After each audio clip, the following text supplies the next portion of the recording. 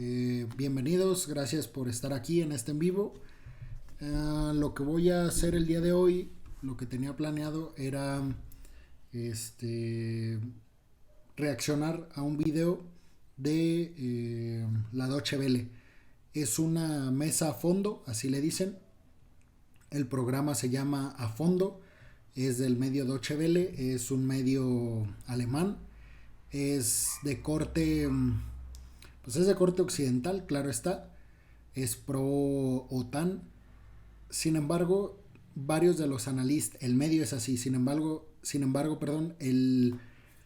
los analistas que llevan, que algunos son colaboradores de ahí mismo, son periodistas o analistas políticos, yo creo que son muy objetivos.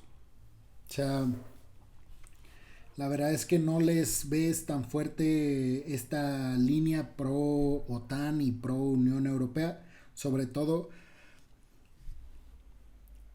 cuando son como conflictos internacionales en los que Alemania o algún miembro de la OTAN o de la Unión Europea está involucrado, como que siempre son muy objetivos. Sacan un video de estos cada jueves. Es una mesa de debate. Es un debate como de estos de muy buena calidad en cuanto a fondo y en cuanto a forma. Hay una moderadora, que en este caso es esta persona que estamos viendo aquí.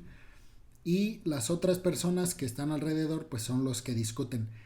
La persona que modera, que es esta mujer que está aquí en la pantalla, también participa, pero en realidad muy poco. Los que participan son los demás. Y les digo, algunos son colaboradores de la propia Deutsche Welle. Y pues para mí son debates de altísima calidad. Entonces, bueno, si quieren lo voy a empezar a reproducir y platicamos. Obviamente el tema es lucha por sobrevivir. Es solo el comienzo de la guerra sucia rusa. Ya de entrada, pues aquí nos damos cuenta en el título que tienen una línea. Y esa línea pues claramente no está en pos de o a favor de lo que está pasando en Ucrania, ya que esta Rusia es vista como la agresora, o en este caso Putin. Entonces, bueno, ya diciendo eso y recalcando que hay sesgos en este medio, en el medio que es muy occidental, es alemán, fue censurado además en Rusia, así como en la Unión Europea y en varios países del mundo están siendo censurados RT y Sputnik, que son medios oficiosos rusos. Este medio también fue bloqueado, pero en Rusia. Entonces, pues obviamente no van a hablar, el medio como tal, no van a hablar bien de Rusia. Sin embargo, les digo que los analistas, repito, siempre son de altísima calidad y casi siempre son objetivos. De hecho, hay muchos, sobre todo una politóloga, que no sé si está invitada en este panel, pero una politóloga que ahorita se me fue el nombre, muy famosa. Ella inclusive, no que sea prorrusa, pero me gusta mucho su postura porque siempre es no tan cargada hacia ningún lado. O sea, como que siempre está del lado de la verdad, y eso siempre se agradece porque tú observando el debate te das cuenta de que ella gana simplemente por el hecho de que no se carga a ninguno de los dos bandos. Entonces, bueno, se analiza el tema actual, el tema que está pasando ahorita en el este de Europa, y bueno, vamos a ver, ya como que si quieren cada intervención lo voy a ir pausando, digo mi opinión, y si alguien está conectado, pues que ponga su opinión también y ya empezamos a discutir. Y si no hay nadie conectado y voy a subir este video a YouTube, pues que comenten ahí en la zona de los comentarios para ver qué piensan. La invasión de Ucrania, ordenada por Vladimir Putin, está entrando en una nueva fase que promete ser más mortífera para los civiles del país y su ejército. Occidente espera ataques más fuertes en los próximos días, pues el ejército ruso se esfuerza por acelerar su marcha sobre Kiev. El objetivo principal de Moscú es la conquista de Kiev, la capital ucraniana. El presidente Volodymyr Zelensky ha denunciado bombardeos sobre áreas residenciales y gubernamentales para desatar el pánico, dice, causar bajas civiles y destruir valiosa infraestructura. Esta fase de la guerra podría durar solo unos días, pero algunos analistas piensan que podría prolongarse indefinidamente. Nuestro tema en A Fondo: Ucrania lucha por sobrevivir. ¿Es solo el comienzo de la guerra sucia de Putin?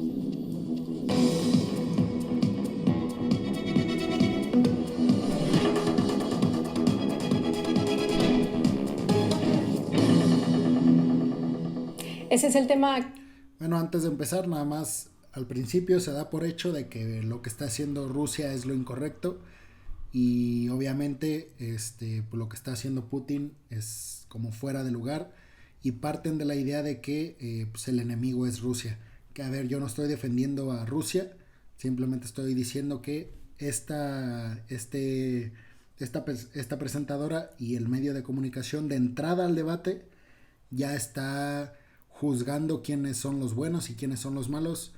Obviamente les digo, por supuesto que tiene que ser así, porque es un medio alemán y es además un medio que fue bloqueado en Alemania, en Rusia. Debatimos hoy en A Fondo. Los saluda Silvia Cabrera desde Berlín. Estos son nuestros invitados del día. Los presento. Alexandra Zhitenko es analista internacional, experta en las relaciones entre Rusia y América Latina. Alexandra dice que cabe suponer que el potencial de escalada aún no se ha agotado. Lo importante es asegurar de que no se llegue a una guerra entre Rusia y la OTAN, y al mismo tiempo no descuidar por completo la vía diplomática. Gemma Terés es periodista especializada en Europa del Este y Rusia. Según Gemma, este es el comienzo de una oportunidad para resolver de una vez la crisis en Ucrania, que empezó hace más de 8 años, pero por la vía diplomática, no con armas. Amir Valles, periodista y escritor cubano, ha trabajado en diversos medios de América Latina, el Caribe y Europa. También es parte del equipo de DW Noticias. Amir dice que Putin resucita las pretensiones imperiales al estilo clásico ruso, tan elogiado durante la Segunda Guerra Mundial: vencer o morir. Bueno, este es nuestro tema aquí en A Fondo. Espero nos acompañen ustedes también. En YouTube estamos haciendo una encuesta sobre los últimos. Obviamente aquí nada más para partir, vemos que las dos analistas obviamente están como más neutrales, y este personaje que a mí la verdad me encanta cómo ve el mundo, ciertamente, obviamente parte ya, según ahí la declaración, también desde empieza juzgando a Rusia como el malo. Puntos de esta guerra, y los invitamos por supuesto a participar allí en nuestro canal de YouTube. A cada segundo, por decirlo, están llegando noticias nuevas de esta guerra en Ucrania. Lo último: el ejército ruso ha tomado el control de Kherson y presiona sobre Kiev y otras ciudades. El ministro ruso de Exteriores, Sergei Lavrov, dio hace pocas horas una rueda de prensa. Dice que, entre otras cosas, que Rusia va a continuar con la guerra hasta el final. Mi pregunta es, ¿qué podemos esperar? Podríamos comenzar con el único hombre de este panel, de esta mesa redonda, Amir Valle. ¿Qué podemos esperar y cómo está la situación actual? Bueno, lo único que podemos esperar y que queremos esperar es que se sienten a negociar. Ese es lo único que estamos todo el mundo pidiéndole a el mundo civilizado occidental, que se siente a negociar y que busque todas las variantes posibles. Porque, como yo decía en mis palabras, lamentablemente Putin ha llegado a un punto en el que ya para él no existe marcha atrás. La única marcha atrás es una negociación sobre la base de sus presupuestos. Y sus presupuestos están muy claros. Es decir, ahí están básicamente todas las cosas que él ha puesto sobre la mesa. Si ustedes cumplen esto, nosotros paramos la guerra y nosotros sencillamente nos retiramos. Eso hace algo muy claro. Hay que sentarse a negociar, y quienes tengan que hacerlo, quienes son los responsables de hacerlo, tienen que pensar muy bien qué van a hacer. Bueno, hay dos cosas que deja Mir. La primera es esa, sentarse a negociar, que hoy, por cierto, vuelven otra vez a la mesa de negociaciones rusos y ucranianos, y también, bueno, lo que está ocurriendo en la zona de Ucrania, en la zona de guerra. Alexandra Zhitenko, ¿podríamos prever una... Aquí, bueno, lo que menciona es justamente lo que se maneja en varios medios de comunicación. occidentales, que es pues básicamente Rusia ya no tiene vuelta atrás. Putin no va, o sea, el hecho de que de que se esté sancionando todavía un montón a Rusia y las sanciones llegan y llegan. De hecho, vi ahorita una nota antes de empezar el en vivo que justamente se está reuniendo altos mandos del estado de Estados Unidos junto con el presidente Biden ahorita en estos momentos y están viendo estratégicamente qué sanciones pueden tomar todavía Estados Unidos contra Rusia para persuadir a Vladimir Putin y que deje el enfrentamiento bélico. Yo también creo que es inútil, ya no hay vuelta atrás, los rusos no van a retroceder, así sea pues el acabose y en picada caiga Rusia, ellos ya no van a retroceder. Imagínense la figura de Putin tan antagónica, tan imponente, que se eche para atrás en un conflicto así, definitivamente no. Entonces, exacto, ya no hay vuelta atrás. Partida rusa en las últimas horas, o sea, en las próximas horas, perdón. Es posible, sí, que es lo que dicen precisamente los expertos militares, que dicen que Rusia está en proceso de obtener una superioridad aérea y que, bueno, que pueden aumentar los bombardeos de las ciudades ucranianas, que hasta ahora Rusia ha tratado de evitar combates urbanos y tampoco, o sea, no trataba de evitar destrucción masiva. O sea, originalmente eso no era el objetivo. El objetivo original era, digamos, bombardeos precisos de estructuras militares, pero esos objetivos ya cambiaron, dado que Rusia está muy lento, está avanzando el paso muy lento. Entonces, lamentablemente, es posible que vaya a ocurrir más violencia en los próximos días. Gemma, el presidente ruso Vladimir Putin ha pedido el reconocimiento de la soberanía rusa de Crimea y la desmilitarización y la desnazificación del Estado ucraniano y la promesa además de su estatuto neutro. ¿Este es el objetivo de la guerra? ¿Se puede lograr eso que está pidiendo Vladimir Putin para bajar un poco esa presión? Si se puede lograr o no, tiene que ver en una tabla de negociaciones, como comentan mis compañeros, pero creo que en esta frase está un poco lo que yo comentaba al inicio, ¿no? Que quizá este ataque ruso a Ucrania va a resolver el problema de Ucrania que ya empezó hace años y que precisamente, es decir, la anexión de Crimea fue en el 2014, y de allí viene todo este malestar de Rusia, que no quiere ceder a una Ucrania que se acerque más a la Unión Europea, porque este es el origen del problema. Entonces, realmente una finlandización, ¿no?, que se ha hablado muchas veces, que Ucrania sea neutral, yo creo que puede ser la solución al conflicto, porque por eso no fue gratuito, ¿no?, la llamada desesperada de Zelensky ante el Parlamento Europeo, en que pidió el reconocimiento, en la integración, dentro de la Unión Europea de Ucrania, porque él sabe que esto es lo que Putin quiere evitar por todo. ¿Qué significa que Ucrania sea neutral? Neutral significa, es decir, en el 2014 el origen un poco de las protestas de Maidán, del conflicto, luego de la anexión de Crimea, fue el hecho de que Ucrania firmó el pacto de asociación con la Unión Europea, cosa que Putin quería frenar por todo lo alto, porque eso significaba que este país, que había sido de la esfera soviética, se acercaba a la Unión Europea. Y esto para él no entra en su concepción de que, porque para él Ucrania sigue siendo un país que pertenece a la esfera soviética, es como sus primos, sus hermanos. Entonces, por todo lo alto quiere evitar que entre dentro de esta influencia. Esto es un punto. Lo otro es la ingresión en la OTAN. Sería otra muestra más de que Ucrania está perdida para Rusia y de que se está pasando al bando al cual Putin quiere evitar que se pase. Entonces, realmente, si Ucrania es aceptada dentro de la OTAN, creo, cosa que dudo que pase. Si Ucrania es aceptada dentro de la Unión Europea, cosa que dudo que pase, porque, por ejemplo, los índices de corrupción son altísimos. O sea, está detrás de países como Bosnia, Albania, Panamá. Bueno, que el Parlamento Europeo esta semana aceptó esa solicitud, ya que es algo simbólico. Es un paso, ¿no? Es simbólico. Ahí lo que uno tiene que señalar. Bueno, aquí, a ver, como para dar contexto, Zelensky en estos días mandó una carta petición firmada por él y por altos cargos ucranianos, donde pues básicamente le exigen a la Unión Europea que los acepte como miembros. Y fue cuando dio este discurso en el Parlamento Europeo, donde pues, fue aplaudido y vitoreado por el gran discurso que dio, que yo lo escuché, la verdad que sí fue un discurso muy emotivo. Y la Unión Europea, con von der Leyen, que es la secretaria del Parlamento Europeo en Bruselas, pues lo que dicen, o sea, la aceptó y nada más pues quedó como para revisión.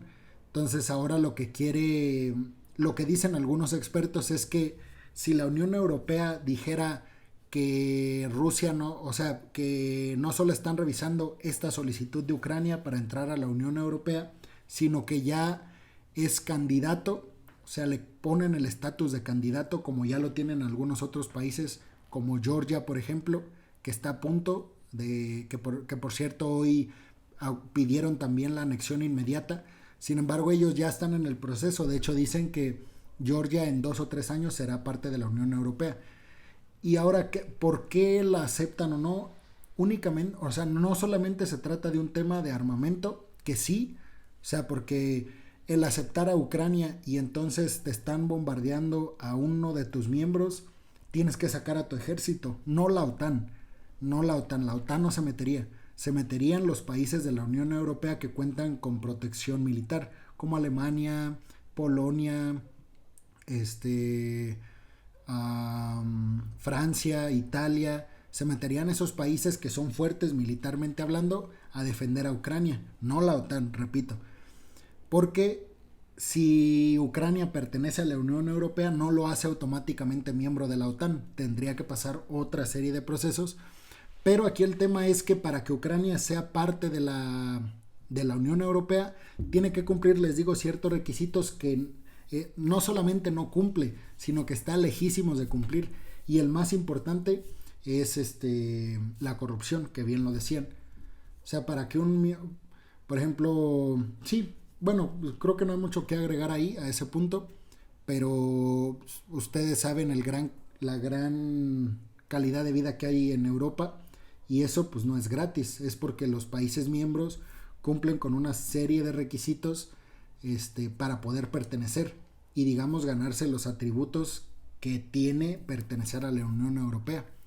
Entonces, tan solo por ese detalle, Ucrania no podría pertenecer a la Unión Europea. Pero aquí, bueno, ya la voy a poner play. Lo que van a comentar a continuación es ¿por qué aceptar esta carta?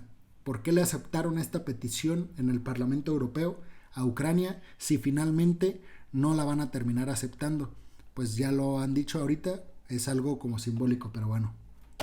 Silvia, es por ejemplo, que es lo que yo creo. Primero, se está negociando, se está intentando negociar y no se ha negociado un alto al fuego, que sería lo más lógico dentro de cualquier estrategia de negociación. Lo primero, negociar un alto al fuego. Y lo segundo, que es la parte que a mí me parece más difícil, es que dentro de las demandas rusas existe esos aspectos que todavía son viables, pero hay otros que no son demostrables según las leyes internacionales. El mismo caso de lo que hemos hablado, Putin está exigiendo la desnazificación. Es decir, ¿qué significa eso? La desnazificación significa la eliminación de todas las fuerzas que tengan una tendencia hacia ese proceso de nazificación. El proceso es que en Ucrania no se puede demostrar legalmente, aunque existen grupos, aunque existen oligarcas que tienden a eso, aunque existen, digamos, un grupo de manifestaciones que sí hablan de la nazificación, no se puede hablar de un proceso de nazificación como ocurrió en Alemania, por ejemplo. Es decir, pero al existir una figura tan complicada desde el punto de vista de la negociación diplomática, eso complica todo lo demás. Claro. Complica, por ejemplo, el caso de la desmilitarización, que sí pudiera ser una vía. Bueno, hay aquí 3 puntos que a mí me parecen importantísimos. Obviamente, un alto el fuego, eso es lo que primero. Todo el mundo quiere. Ahora, ¿cómo se llega a ese alto el fuego? Esa es una de mis preguntas que me queda lo que dices. Lo otro, insisto, lo de querer que Ucrania sea neutral, y yo creo que eso es estos términos del relato difundido por Putin y por su canciller para legitimar esta invasión. Dice, negar la existencia de la nación ucraniana, llamar a los ucranianos fascistas cuando incluso su presidente es judío, y pedirle neutralidad diciendo, ustedes son de nosotros. Alexandra. Es muy contradictorio, exactamente. Pero es justamente el problema. O sea, los dos lados, los dos bandos están echando leña al fuego todo el tiempo. O sea, Putin, si quiere, por un lado Rusia, si quiere llegar a una solución negociada, también tiene que bajar sus demandas máximas. Exacto. No puede insistir en esas demandas máximas que ahora son desmilitarización completa, reconocimiento de Crimea como parte de Rusia, autonomía para Donbass, para las repúblicas autónomas. Por una parte, esas demandas, las que provienen de los acuerdos de Minsk, por ejemplo, que dentro de los 8 años pasados no han podido alcanzarse, y es una de las causas, o sea, de la raíz también del conflicto militar que estamos viendo. No se ha podido encontrar una solución porque no hubo una movida por ninguna de las partes. Además de las cosas también se complicó. Bueno, tú acabas de hablar de los acuerdos de Minsk. Tengo que hacer un alto porque en nuestra encuesta de YouTube, uno de las personas que nos siguen, Camilo Mendoza, dice: acuerdos que se tomen en serio los acuerdos de Minsk, que se cumplan, y no como lo que pasó en el 2014 que no se cumplieron. Gemma. Sí, lo que quería añadir es que también esta guerra este conflicto, esta guerra es una guerra de narrativas, ¿no? Entonces ambos bandos están justificando de forma un storytelling, ¿no? De contar, voy a contar mi historia y te justifico por qué estoy. Sí. Y claro, la desnazificación es una palabra exagerada, es muy exagerada, es una estrategia de propaganda. Aunque el fenómeno existe. Exacto, pero que está basado en un fenómeno que existe. O sea, hay unos grupúsculos neonazis en Ucrania que se han ido haciendo fuertes en los últimos años, que especialmente en el 2014 durante el Maidán tuvieron un papel muy importante en la batalla que hubo en la plaza de Maidán, y que en parte están dentro de la estructura de gobierno de Zelensky. Es decir, el regimiento de Azov o el partido Svoboda, que están en la Rada, en el Parlamento ucranio, son neonazis. Pero ese sería un argumento para invadir un país, sería un argumento para ir a la guerra. Claro que no, yo estoy en contra de este conflicto, pero como te cuento, uno tiene que justificar por qué hace las cosas. Entonces, lo que ha hecho el gobierno de Putin es cogerse esta palabra desnazificación, que por un lado, como te digo, tiene unos ciertos hechos reales que están detrás que lo justifican, y por otro lado, no olvidemos que la Armada Roja, la Unión Soviética, fue quien terminó con el Führer, con Hitler, y entonces para la Segunda Guerra Mundial en Rusia juega un papel muy importante en el imaginario colectivo, y en el momento en que Rusia dice vamos a desnazificar, vamos a volver a liberar a un país de los nazis, porque los rusos ven la Segunda Guerra Mundial o el final, el 9 de mayo, para ellos como una victoria, no como una paz, sino es el día de la victoria. Pero al mismo tiempo él necesita una justificación. Bueno, aquí yo creo que hay poco que aclarar o poco que decir, pero justo estaba pensando en eso hoy, de que pues si para Putin, o sea, si el discurso de Putin dentro de su territorio es tomado así como lo están manejando aquí en esta mesa, pues lo que está haciendo Putin no está mal, incluso lo deberían de apoyar. Pero también lo que dicen aquí los expertos es cierto, tú no tienes manera de comprobar tangiblemente que eso existe en el país.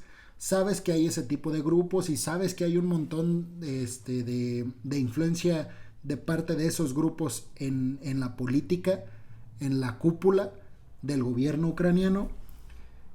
Y obviamente lo que teme Putin es que, y seguramente ahorita lo van a mencionar, tal vez hasta me adelanto, pero después de que se disuelve la URSS y Ucrania se hace un país autónomo e independiente, se queda con mucha tecnología de la URSS para fabricación de bombas o de armas nucleares, mejor dicho. Porque de hecho, les digo, Kiev era la capital de la URSS, no Moscú. Entonces en Kiev estaban asentados como, pues sí, las cosas pues, más importantes que estaba desarrollando el gobierno de la URSS, el gobierno soviético, para acabar con los nazis. Entonces, en el momento en el que se disuelve la URSS, ellos, los ucranianos, se quedan con un chingo de tecnología del lado de su territorio, y obviamente esto pues genera que, según Putin, grupos neonazis, es decir, que quieren recuperar la grandeza del nazismo y obviamente derrotar a quienes los derrotaron, que fueron los soviéticos, porque en la Segunda Guerra Mundial la batalla como tal no la ganó Estados Unidos. Estados Unidos fue un aliado importante de la URSS, pero quien en realidad ganó la guerra pues fue la URSS. Después, digamos que esa guerra se transforma en una guerra fría y pasan años y años y se disuelve la URSS, entonces ahí sí la gana Estados Unidos. Pero quien le gana a Hitler son los soviéticos, no Estados Unidos.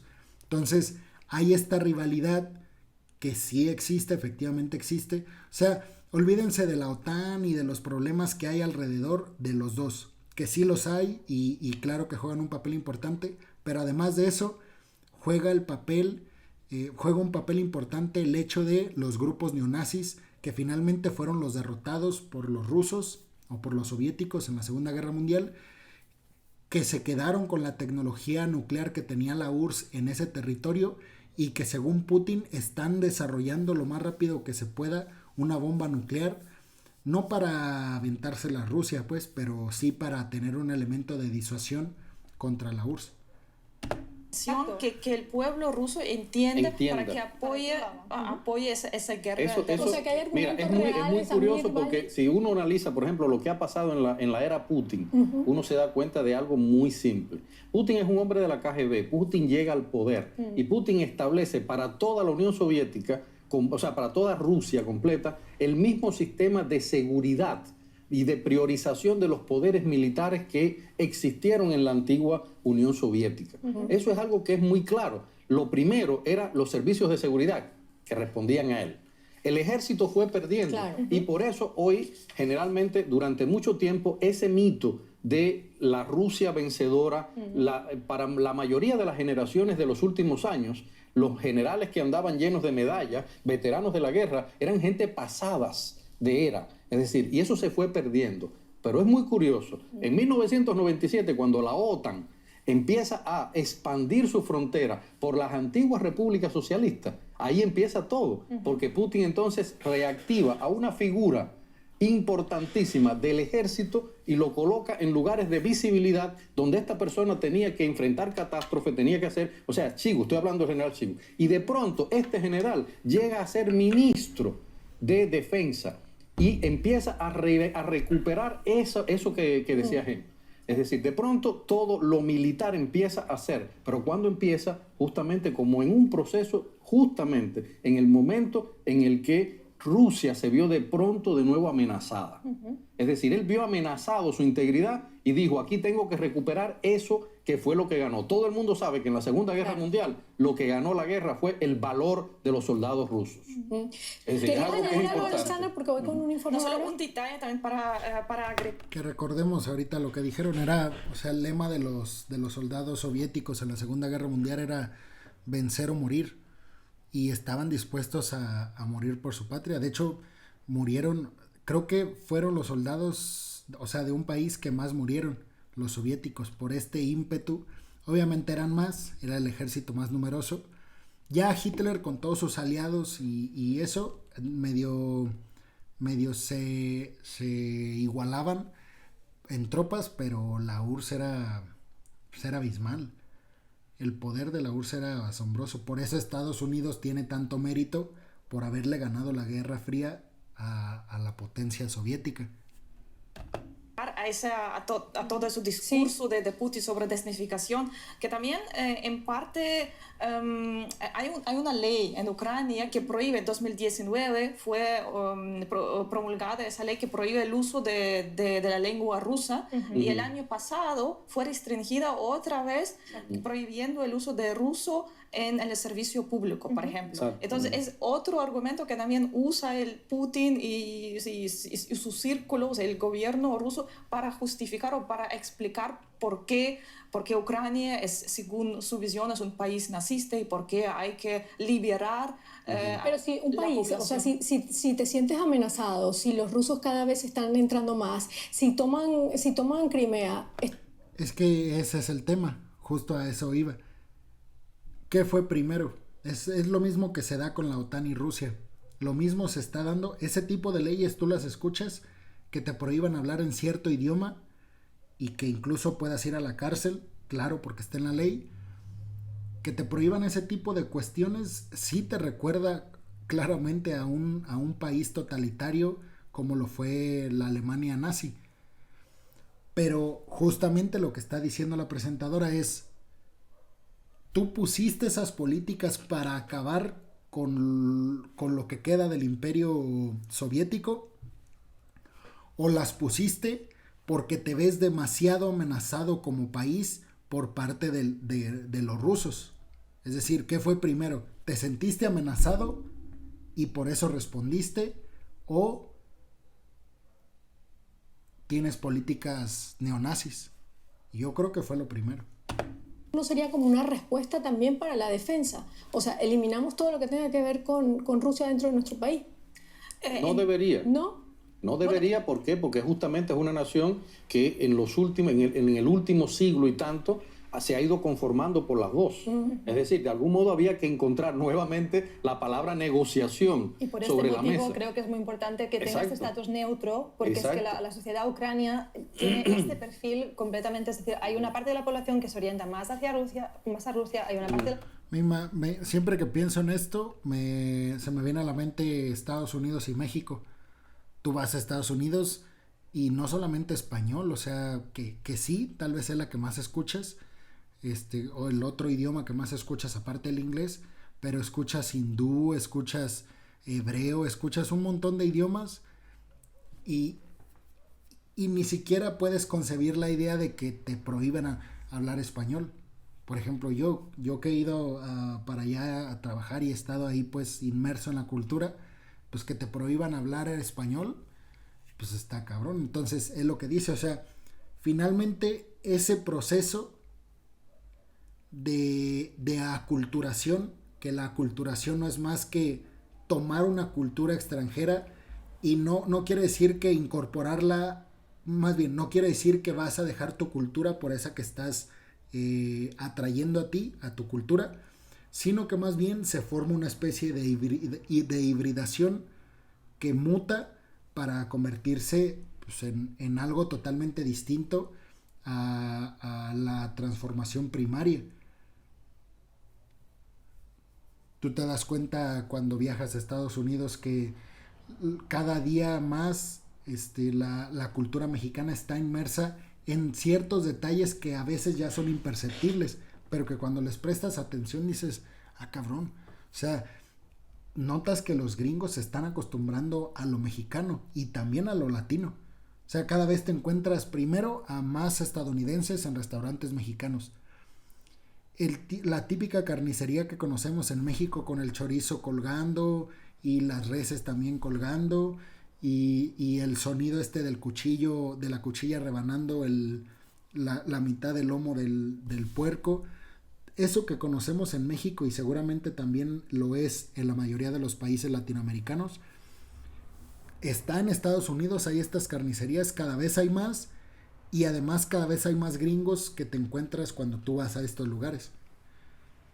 Por ejemplo, hay uno de estos detalles que les digo que son a veces imperceptibles, pero que no deben de ser imperceptibles porque sin embargo son significativos. En un restaurante estadounidense, pero estadounidense, es de esos restaurantes típicos gringos, se llama Waffle House y es pues así, o sea, literalmente el nombre es un restaurante donde venden una variedad inmensa de waffles y venden el típico desayuno gringo, el tocino, el huevo, el panecito, el café y pues tu waffle. y si quieres pues un sándwich de carne, bien grasoso todo, y bien barato. Es el típico restaurante es el típico restaurante que vende el típico almuerzo estadounidense. Y ya te ofrecen jalapeños. O sea, cuando es un restaurante tan estadounidense y te ofrecen jalapeños, y a todas las mesas te preguntan, ¿quieres jalapeños en tu plato? Es algo que va cambiando y se va pues se va transformando en una cultura distinta, nueva. Entonces era algo que seguramente le estaba pasando a Ucrania. Un proceso natural, pues, de transformación que ellos intentaban frenar. Claro, con justa razón, porque estas políticas obviamente se implementaron después de que Rusia anexó Crimea. O sea, obviamente si viene el país vecino a quitarte la mitad de tu territorio, pues tú seguramente vas a decir que no quieres que hablen inglés y un montón de cosas más. Población que se orienta más hacia la Unión Europea y es lícito. Claro. Ahora claro. Hay algo que hay que tocar que yo pienso que es importante. Ojo, estamos hablando de un país que siempre se resistió a la égida soviética. Hay que recordar eso. Es decir, Ucrania, cuando triunfa la Primera Guerra Mundial, Ucrania era una nación independiente y es absorbida por Rusia y de un modo que no fue nada, vamos a decir, nada agradable. Hay que recordar que después incluso siguieron resistiendo y que hizo Stalin, metió el Holodomor, 10 millones de personas. Es decir, un lugar donde morían diariamente 20.000 personas de hambre, porque los intentó, porque no quería perder lo que era el granero de Europa, obviamente. Pero estamos hablando de todo esto en una nación con mucho orgullo nacional. Estamos hablando de una nación que no ha querido nunca ser parte de la Unión Soviética porque no se considera una nación del Este, se considera una nación de Europa. Bueno, y ahora está metida dentro de una guerra David contra Goliat. Exacto. Sí, es complicado, exacto. ¿no? Ese dilema que hemos tenido durante la Unión Soviética, en los 30 años después de la disolución de la Soviética, pero aún más con más fuerza a partir de 2014. Ese dilema no se ha solucionado. Esa es una fecha importante porque tras la anexión de Crimea en el 2014 por parte del ejército de Putin, la OTAN, la alianza de los países occidentales, amplió sus capacidades militares hacia el este. Ahora la invasión rusa a Ucrania ha dado lugar a una nueva era en la estrategia de defensa de Occidente. Vamos a ver.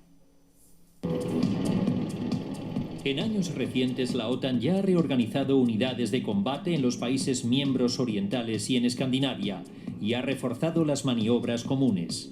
En las pasadas semanas hubo nuevos incrementos de tropas, y Ucrania recibe armas de diferentes países pese a no pertenecer a la alianza. La última novedad reside en que la Unión Europea, por primera vez en su historia, ha autorizado un fondo de ayuda para apoyar militarmente a Ucrania.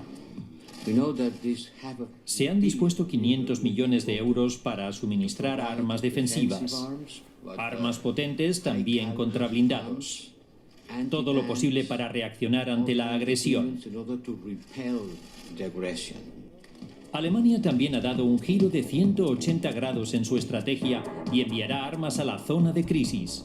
Además, el ejército alemán será reforzado en los próximos años a partir de un presupuesto de 100.000 millones de euros. Estados Unidos lleva tiempo pidiendo en balde que la alianza destine un 2% del PIB a gastos de defensa, una petición que ahora se hará realidad, ya en 2022. ¿Estamos ante una nueva carrera armamentística? Bueno, esa es una pregunta que queda en el aire. Gemma... Hay que acordarnos aquí un punto importante, que Alemania, obviamente no es lo mismo el 2% del PIB de Alemania que el 2% de Polonia. Y Alemania, por ejemplo, siempre había tenido presupuesto militar por año abajo del 1%, perdón.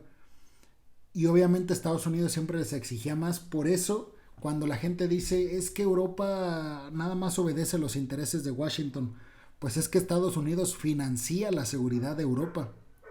O sea, por Estados Unidos la OTAN está también equipada. Es dinero estadounidense. Entonces lo que Estados Unidos les pedía no era para para tener más, sino porque Estados Unidos está gastando mucho dinero para darle protección a Europa cuando no se necesitaba. Ahora sí se necesita. Pero Estados Unidos, ¿cuántos años no ha tenido pagando infinidad de dinero para la OTAN, que sirve básicamente para proteger a Europa, no Estados Unidos?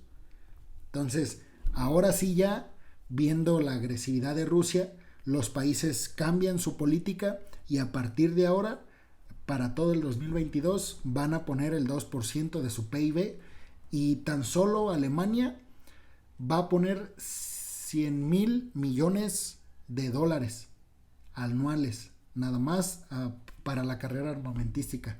Obviamente va a funcionar para inyectarle capital a la OTAN, pero también para remodelar las tropas alemanas, que yo ya hablé en un video en mi canal sobre este tema, y pues obviamente era hasta responsabilidad para la humanidad por parte de Alemania no remodelar y no invertir en temas militares, por la responsabilidad que tiene Alemania para con la humanidad, por las atrocidades que cometió en la Segunda Guerra Mundial y por ser también provocador de la Primera Guerra Mundial.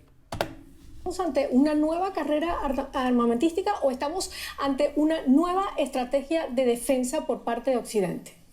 Yo creo que estamos frente a la oportunidad de que la Unión Europea tome una posición unitaria, cosa que en los últimos años no ha sido capaz de hacer y que también se ha visto afectada por varias crisis. Y en lo que se refiere a Alemania, que es la que ahora mismo realmente ha hecho esta apuesta, ¿no?, por militarización, es un tema pendiente, que llevaba también años en que la Bundeswehr, ¿no?, la Armada alemana, ha estado en el centro de muchas críticas. Siempre destacó en los titulares porque había algún tipo de armamento o de vehículo que no funcionaba, etcétera, etcétera. Es decir, era muy poco sexy, ¿no?, lo que es la Bundeswehr. Y finalmente creo que con la guerra en Ucrania han encontrado la posibilidad de invertir esos cientos de miles de millones en un momento en que la población también lo va a ver bien, ¿no? Va a encontrar la aprobación de la población alemana, que en general no es una población muy militarizada. Claro. Es decir, aquí el servicio militar no es obligatorio. Gemma habló de esa estrategia alemana, pero antes está mi pregunta, queda en el aire y quería también hacértela a ti. ¿Estamos ante una nueva carrera armamentística o eso quedó en el pasado y lo que estamos viendo ahora es una nueva estrategia de defensa de Occidente? De esta guerra quienes más se benefician, eso lo sabemos todos, son la industria armamentista. O sea, eso lo tenemos muy claro. Pero no hay que olvidar que Alemania también es uno de los países que más producción de armas tiene. Es decir, también para Alemania eso es un beneficio económico desde un punto de vista.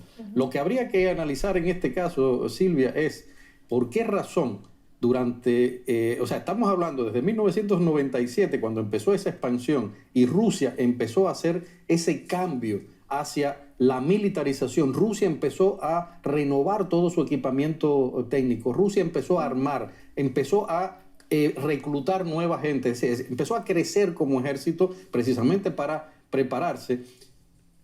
La Unión Europea y Alemania recibieron la información de que esto estaba sucediendo y no decidieron entonces tomar determinados posicionamientos que a lo mejor, si hubieran existido otro tipo de poderíos dentro de la región, hoy estuviéramos hablando de otra cosa distinta. Porque no es lo mismo enfrentarse a un ejército que no tiene a veces ni ropa de invierno como el ejército alemán, que da vergüenza decir eso públicamente. Es decir, es algo que es muy importante. ¿Por qué razón no lo hizo? Es necesario tener en cuenta que, como bien decía Gemma, el mismo pueblo alemán se ha resistido durante mucho tiempo por razones históricas, por ética, por una responsabilidad histórica bastante grande a no implicarse demasiado en ese tipo de cosas. Pero había una realidad. Claro. Amir, además de enviar armas de Ucrania a Ucrania, ¿en qué cambia ahora la política de seguridad alemana? Bueno, primero las armas que están enviando en estos momentos son armas viejas. Es decir, hay que decir, son armas de la antigua Alemania del Este, ¿no? Sí. O sea, no están mandando nada de eso. Lo que sí es muy interesante, que viene siendo una de las propuestas de algunos de estos halcones de la guerra, es que tanto la Unión Europea como Estados Unidos como la OTAN como Alemania, no debería implicarse en una guerra directa con Rusia, sino hacer esto que están haciendo, fomentar determinados apoyos para que Ucrania, el conflicto quede justamente entre esos dos bandos. ¿Y tú crees, Alexander, que se impliquen aún más los países de la OTAN y, por ejemplo, de la Unión Europea si Ucrania no pertenece a ninguno de estos dos, ni a la Unión Europea ni a la OTAN? ¿Se podrían implicar entonces? Bueno, ahora es justamente lo que se está tratando de evitar. Pero puede llegar a pasar. Por ley no. Por ley no. Por una acción no entendida. ¿Sí? Puede pasar, como suele pasar en las guerras, ¿no? Alguien entra en un espacio aéreo, un avión entra en el espacio aéreo de Polonia o al revés, y puede tener como consecuencia una guerra entre Rusia y la OTAN. Por eso hay que tener mucho cuidado. Por una parte, yo entiendo que la decisión, ¿sí?, de la Unión Europea y también de Alemania de ayudar a Ucrania, por una parte se debe a que no es posible simplemente estar y observar cómo un país está siendo bombardeado y que está claro que está en una posición, Rusia está en una posición mucho más superior. Por otra parte, es esa sensación de emoción, ¿no? O sea, de indignación, porque nadie contaba con lo que iba a pasar, es un shock. Y tercer factor es miedo, simplemente. Es miedo que uno no puede defenderse, o sea, que si Putin está, hasta dónde está decidido de ir. Ahora, ¿hasta dónde está dispuesto a llegar? El problema es la OTAN no lo va a hacer, o sea, hay que dejar claro algo por ahora. Y tanto Estados Unidos como la OTAN lo han dejado claro. Hay un artículo 5 que establece muy claro ese límite. Ese artículo dice que si un país de la OTAN es atacado, los demás están obligados a responder. Claro, pero solamente en esas circunstancias. Pero ¿ya? Pasará, como decía Entonces, Alexander, lo que pasa, Alexander, una en casualidad, Polonia. que es lo que habría que evitar. Y por esa razón lo que se está diciendo es que el conflicto sea entre Rusia y entre Ucrania. Démosle ayuda humanitaria a Ucrania, démosles armas a Ucrania, démosles determinadas cosas y que sean ellos. Pero lo que no se ha pactado, y es lo que nosotros seguimos criticando, es que además de hacer eso, lo que habría que hacer es vamos a negociar un cese al fuego y hablar. El punto de inflexión yo creo que será... Es que ese es el problema. La OTAN, miembros de la OTAN le están donando armas y poderío militar a Ucrania, pero no están haciendo nada. Bueno, es que ahorita mientras estaba diciendo eso me acordé que Macron, el presidente de Francia, que de hecho lo hablé en el video de hoy de noticias, sí ha intentado mediar entre Estados Unidos y en general la OTAN y Vladimir Putin. Y justamente lo que se sabe de la llamada que tuvieron ayer el presidente francés y Vladimir Putin fue que Vladimir Putin le dijo que no, o sea que ya él no puede parar hasta conseguir los objetivos que se había trazado antes de iniciar el conflicto, que es la desmilitarización de Ucrania, que no tengan nada de ejército, que no tengan nada de armas, y la desnazificación, que es lo que han estado hablando aquí y lo que también ya les comenté al principio, sobre el miedo ruso que existe de que radicales nacionalistas o radicales nazis lleguen al poder en Ucrania, que de hecho ya están pues en la cúpula, pero por ejemplo Zelensky pues no es neonazi, ni nadie como cercano a él, pero en el parlamento ucraniano sí hay miembros neonazis, y eso es lo que quiere erradicar Putin. Yo estaba viendo una nota porque la desinformación está ahorita a flor de piel, y estaba viendo que el gobierno pues de Zelensky, del presidente ucraniano, que está repleto de neonazis, y eso no es verdad. Se les olvida que, y ya lo dijeron ahorita, Zelensky es judío. O sea, Zelensky no puede ser neonazi. Ustedes, pues digo, tienen que saber que para los judíos es casi ya parte de su identidad el repudiar lo que pasó en la Segunda Guerra Mundial y todo lo que tiene que ver con eso, y con Alemania. Kiev. O sea, si toman Kiev o si agarran a Zelensky, ahí es donde van a decir, momento, ¿no? Vamos a ver qué pasa. Bueno, ya están muy cerca de Kiev, sí, ¿no? pero no lo tienen, ¿no? Claro. Entonces ahí yo creo que va a ser Gemma, un punto de volvamos inflexión. a lo de Alemania. Primero, ¿te sorprendió esta decisión del gobierno alemán? Y bueno, desde hace mucho tiempo la OTAN estaba exigiendo a Alemania ese compromiso militar o un compromiso militar más adecuado a su peso en Europa. ¿Qué vamos a esperar o qué podemos esperar ahora de Alemania con toda esa capacidad que tiene y ese envío de armas a Ucrania? Yo lo que espero es que sea capaz de, como comentaba, de unificar un poco más la Unión Europea, es decir, de que fortalezca un poco la Unión, porque ahora mismo tenemos a Scholz como canciller, pero a Annalena Baerbock de los Verdes como ministra de Exteriores, que es ahora mismo la figura que más destaca a nivel internacional dentro del gobierno, que es muy joven. En Alemania tenemos nuevo gobierno desde diciembre, o sea, es un gobierno que tiene 3 meses, después de muchísimos años de Que esa Baerbock o sea, se ve que es fuertísima. De hecho, ella, a diferencia de Olaf Scholz, el canciller, perdón, de Alemania, ella ha sido durísima con los rusos. Y es pro-OTAN y es de estas personalidades políticas tipo Putin, pero del lado de la OTAN. Es fuertísima ella. Como canciller, una político, por cierto, que echamos de menos ahora mismo, porque personalmente pienso que podría ser una muy buena persona para hablar con Putin en estos momentos, pero eso es un tema aparte. Aunque varios desplantes le hizo Putin a Merkel. Pero tiene... Hay algo también sobre la mesa que es interesantísimo tratar acá, que es lo de las amenazas de la guerra nuclear. El canciller ruso Sergei Lavrov dijo hoy, o mejor dicho, acusó hoy a los países occidentales de considerar una guerra nuclear y negó que este tipo de armas forma parte del plan ruso. Esto lo dijo hoy pasándole, mejor dicho, la bola a Occidente, pero fue Putin el domingo que anunció esa alerta de las fuerzas de disuasión nuclear. O sea, ¿es posible que esta guerra alcance ese nivel, Amir Valle? Yo no creo que alcance ese nivel. O sea, yo creo que todos están, y ni siquiera ellos que están amenazados están dispuestos a hacerlo. Es decir, dentro del mismo ejército ruso no existe suficiente consenso como para hacer algo así todavía. Ahora, lo que sí yo creo que es importante, él está hablando justamente de o sea, vamos a amenazar con armas nucleares, estamos amenazando con armas nucleares, y está pidiendo de pronto que Ucrania elimine sus armas nucleares. Sí. Que además, sin poder demostrar que Ucrania tiene armas nucleares, ¿no? Es decir, estamos hablando... que tiene la técnica para hacerla. La técnica para hacerla. Es decir, estamos recurriendo al viejo discurso de alguien que no tiene argumentos, y por eso es más difícil un proceso de negociación con alguien así.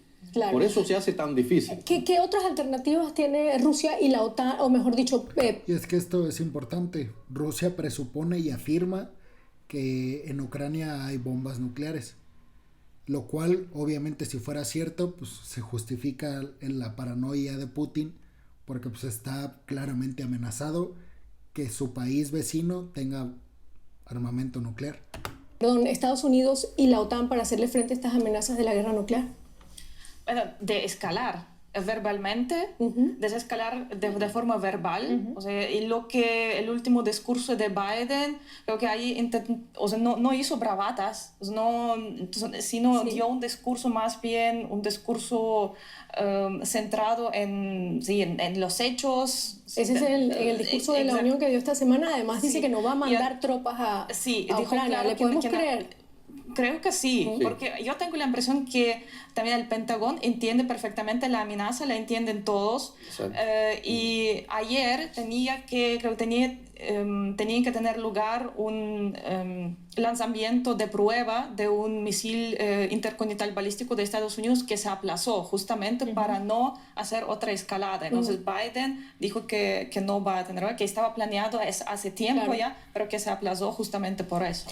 Bueno, Occidente dice que el gran error de Putin en esta guerra ha sido minimizar la capacidad de respuesta de Ucrania. El presidente ruso esperaba una victoria fácil, tal como ocurrió en el 2014 con la anexión de Crimea, pero esta vez los ucranianos no están dispuestos a entregar su país tan fácilmente. Vamos a escuchar las palabras del presidente Volodymyr Zelensky. Luchamos por nuestros derechos, por nuestra libertad, por nuestra vida. y ahora luchamos por nuestra supervivencia. Esa es nuestra motivación principal. Pero también luchamos por ser un Estado con equiparación de derechos en Europa.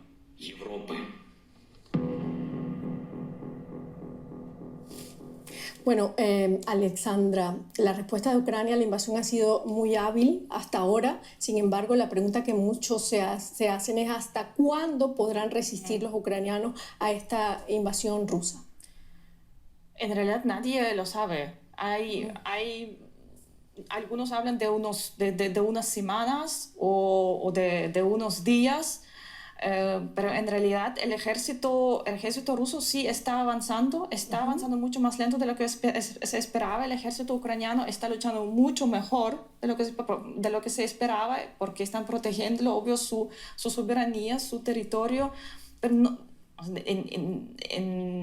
sobre días o semanas no puedo dar pronósticos. Sí que hay 4 escenarios posibles. Es posible que incluso en caso de una victoria de Rusia habrá una insurgencia ucraniana que puede durar años. O sea, también hay un escenario poco probable, pero es uno de los escenarios muy triste, ¿no? que es victoria de la resistencia ucraniana, pero hasta ahora es en realidad poco probable. Y tercer escenario es victoria de Rusia y una nueva cortina de hierro en Europa. Y cuarto escenario es lo que acabamos de discutir, guerra entre Rusia y la OTAN, que tampoco es probable, pero sería el peor uno de los peores. Pero precisamente ¿Cuál de esos escenarios crees tú que es más? Precisamente lo que quería comentar, el conflicto en el este de Ucrania ha estado abierto todos estos años. Entonces, yo la posibilidad de que esto siga y siga, pero que salga del foco mediático y que salga del foco internacional, lo veo muy probable. Porque lo que sí que se ha visto durante todos estos años es que Ucrania en realidad se ve desde la OTAN o desde Occidente y desde Rusia como un puntal geoestratégico, pero como país no interesa. Bueno, eso decía un poco Lavrov hoy, hablaba sobre obviamente, pero entonces claro, hablaba sobre los medios de comunicación en Occidente y hablaba de una manipulación de esos medios de comunicación a favor de Ucrania y en contra de Rusia, y desde este lado del mundo se dice que hay una manipulación también en Rusia. ¿Cuál ha sido la función de los medios de comunicación acá en esta guerra? Pues básica. Como comentaba, es una guerra de narrativas y por eso estamos viendo que ahora, de hecho hoy, ¿no?, que el gobierno de Putin ha limitado el acceso a medios independientes en Rusia, ¿no? Ejo Moskva y Doch, por ejemplo, pero del mismo modo hace unos días la Unión Europea prohibía el trabajo, ¿no?, de medios rusos dentro de la Unión Europea, porque todo el mundo sabe que es Y los que están a favor de los rusos siempre están hablando de que se prohibió la señal de RT y de Sputnik en Occidente, que son medios oficiosos rusos, pero no se menciona nunca, y estas personas que están tan ofendidas con la libertad de expresión, no se menciona nunca que también están haciendo eso con medios occidentales como la Deutsche Welle en Rusia. O sea, la gente consume medios diferentes y es así como uno entiende la guerra o no. Ahí yo creo que uno tiene que decir algo, es decir, ¿por qué no se bloqueó antes Russia Today? Todo el mundo sabe que ese era un canal de propaganda directa del Kremlin. Eso no habría que hablar.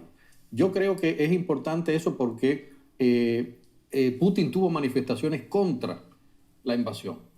Es decir, había un estado de ánimo dentro de Rusia que a él no le convenía. Claro. Y obviamente esas personas no van a ver la televisión estatal rusa, ni van a ver Russia Today, van a ver los otros canales que estaban difundiendo la verdad de lo que estaba pasando en Ucrania. El papel de los medios, lamentablemente, en ese caso,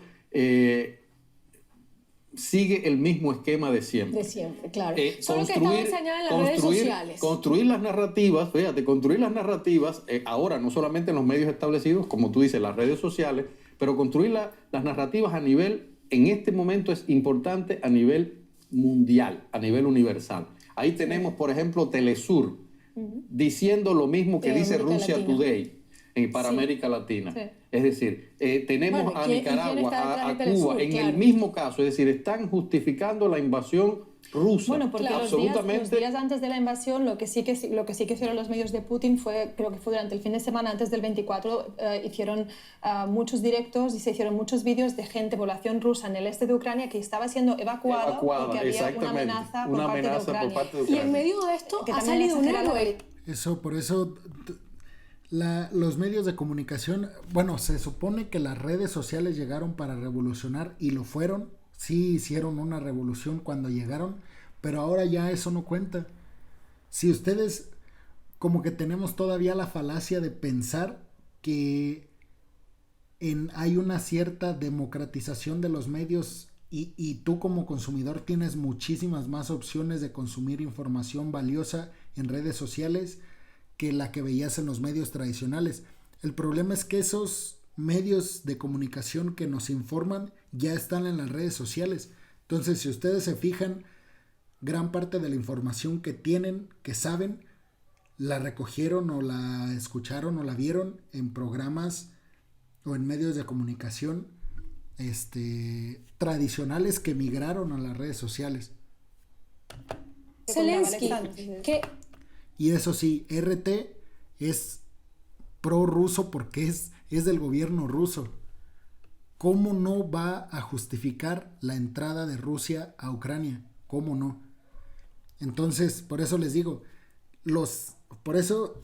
cuando estás de un lado, llévalas de perder.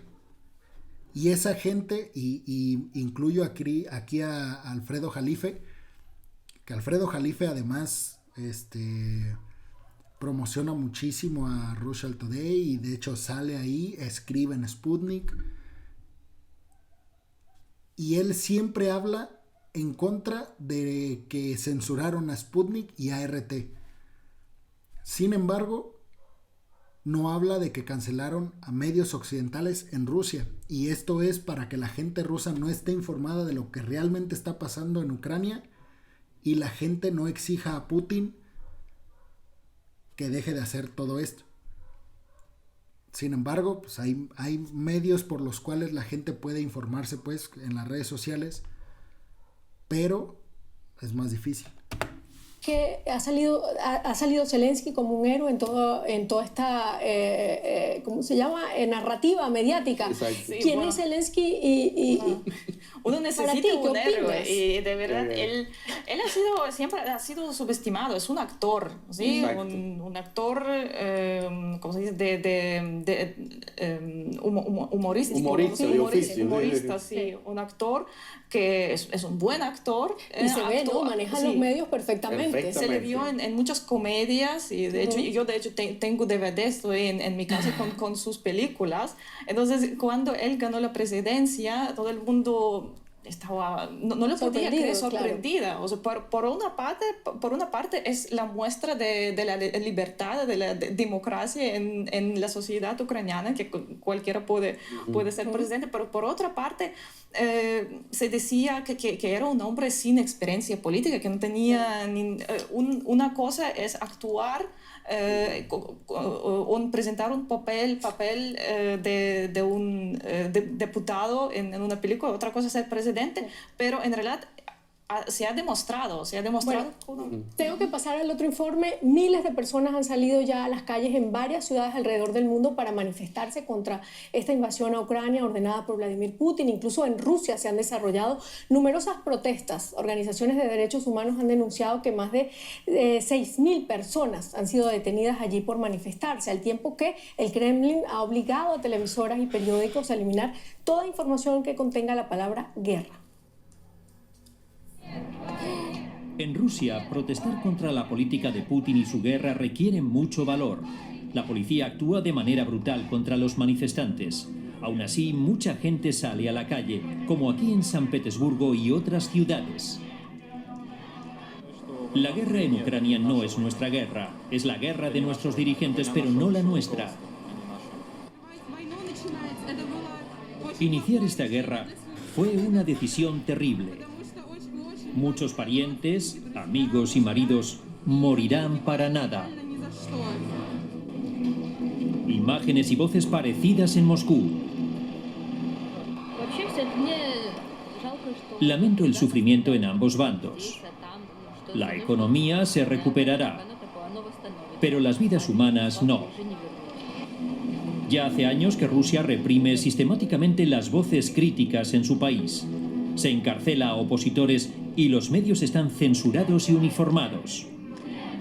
¿Crecerá la resistencia contra Putin?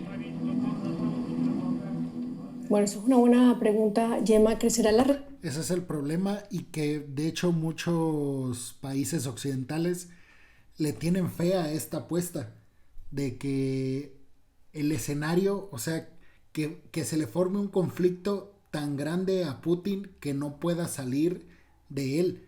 Pero este conflicto no sería la batalla contra Ucrania, sino la batalla civil que se libraría en Rusia por estas decisiones del propio Putin. resistencia contra Recordemos que Putin, aunque según es un sistema democrático, pues es un sistema autocrático.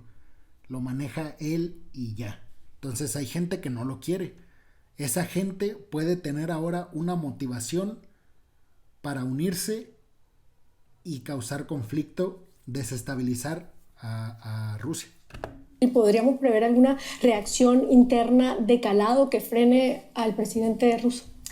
Yo creo que de gran envergadura no. Es decir, hasta que la población rusa no tenga nada que comer, o sea, hasta que realmente estén en una situación de mucha emergencia material, dudo que haya grandes revueltas, porque si bien hay mucha oposición, la gente que sale a la calle frente a estas represalias que acabamos de ver son quizá un 25% de la población, a pesar de que en contra de Putin hay muchos más, pero uno ya no se atreve frente a esta realidad.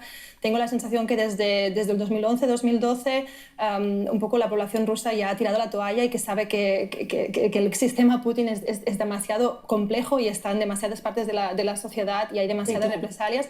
Pero el punto que quería comentar también, sin querer darle la razón a Lavrov, al ministro de Exteriores ruso, sí que es cierto que en Occidente muchos medios están informando sobre esta guerra como la guerra de Rusia y se está generando en ciertos círculos cierta rusofobia que ahí me parece peligroso y claro, que creo que se tiene que puntualizar. Lo hablábamos antes, ¿no? Es la guerra de Putin, de hecho lo dicen desde allá, desde Rusia. Es la guerra de Putin, no de los rusos.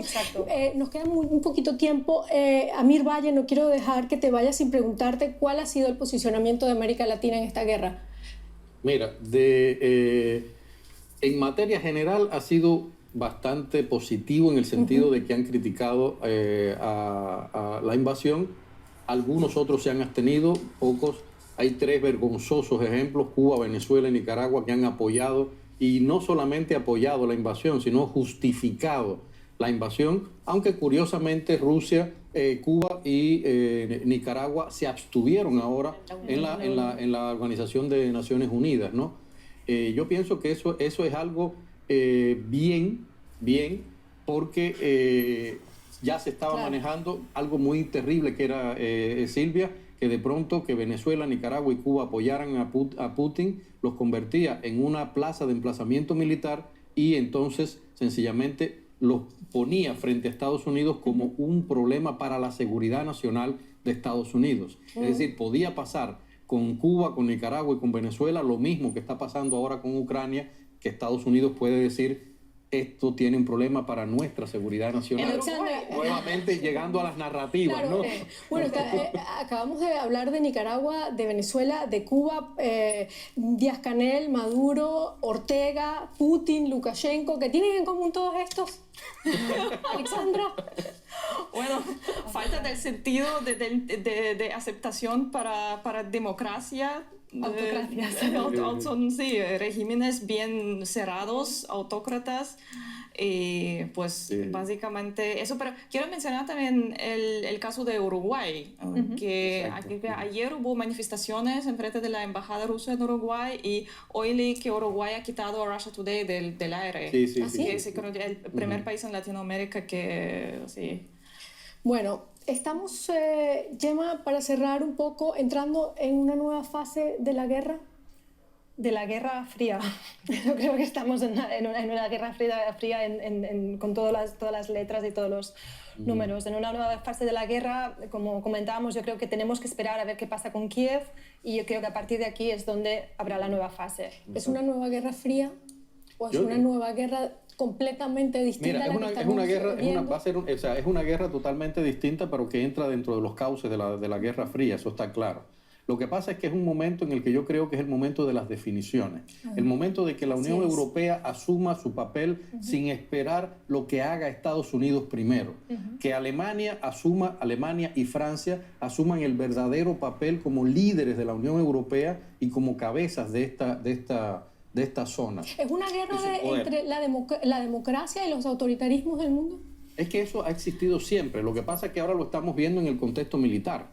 Es algo muy simple. No creo que llegue hasta allá. Pero lo que sí creo que es un momento de definiciones, más que nada. ¿Puedo solo agregar a tu pregunta que me hiciste sobre qué tienen en común esos países? En realidad, lo que tienen en común es que se oponen a la hegemonía, o sea, creen que su misión también es oponerse a la hegemonía de los Estados Unidos en sus respectivas regiones. Pero llevándose por delante a todo el mundo.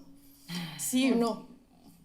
Bueno, más o menos, pero también son muy distintas. Uno no puede responder en una pregunta sobre qué tienen en común. Bueno, te dejo lo que dice Borrell. En una guerra hay que tomar partido, o estás o no estás. Así que piensa esa respuesta para nuestro próximo programa. Con esto terminamos. Muchísimas gracias por habernos acompañado. Hasta luego.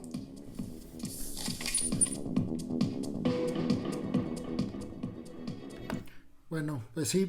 Bueno, con esta frase que terminaron el programa de Borrell, que es o Borrell en inglés, sobre la postura que debes de tener. Yo justo estaba leyendo en Twitter comentarios de algunas personas que decían que lo mejor es estar imparcial, y lo mejor es no tomar partida, y lo mejor es estar al margen, y yo ciertamente creo que no.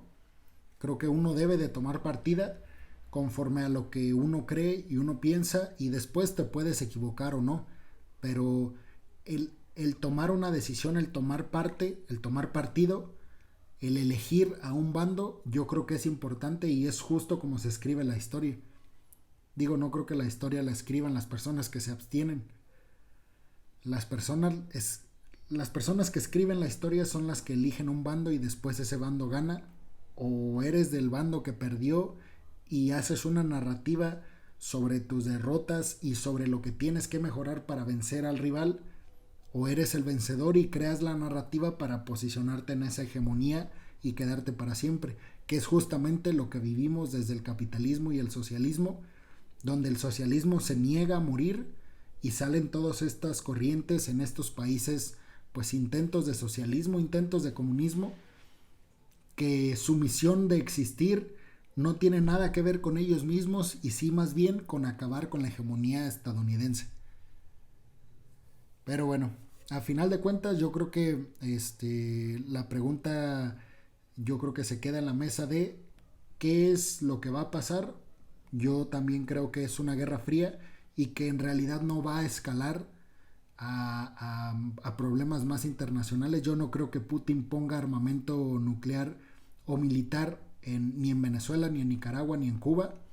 Y tampoco creo que la OTAN se meta por Ucrania, porque como ya seguramente los que más o menos dominan el tema saben que Ucrania realmente le importa a Estados Unidos por la influencia que puede causar ante Rusia, pero como país, como potencia, pues Ucrania no existe en el mundo.